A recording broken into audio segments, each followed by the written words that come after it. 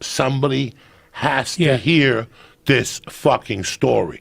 Once I moved to North Bergen, I saw what they were doing in Union City in a bigger way, which is all political. I saw things that'll make your tongue drop.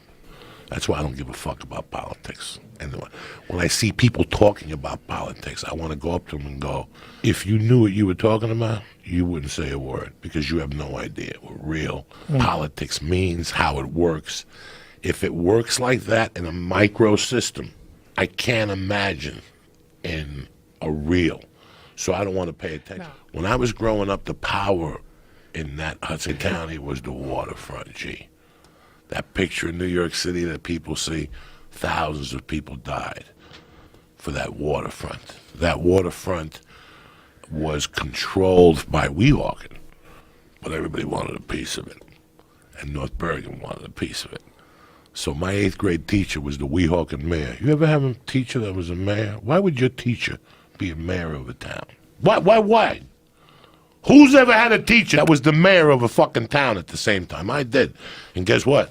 At the end of my 8th grade year, I saw ATF come in and pull him out of there. Really? He did 11 years. He was selling the waterfront. They were buying that property up in the 60s. They were posing as politicians. They chop up $30 million a month now between 4 of them. And then sell it.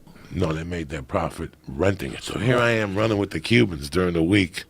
They're talking about numbers and drugs and everything, and I'm growing up in a cop's house. That's also the driver for the mayor, and he would do whatever. Like, I saw him handcuff dudes and throw beatings on them. They called him Carmine the Torch Balzano because his job was to burn your building down. Between 1978 and 1983, 55 people died, many of them children, most poor, and hundreds more were displaced in a series of hundreds of fires, many intentionally set.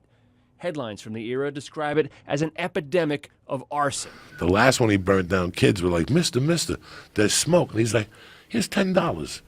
Go get ice cream. I'll call the fire department. He never called. He faked a heart attack, so you don't have to talk to reporters. First thing you do is you fake a heart attack, because you don't have to talk to reporters. That gives you 2 days to get your story straight with the attorney. You have no idea what I know.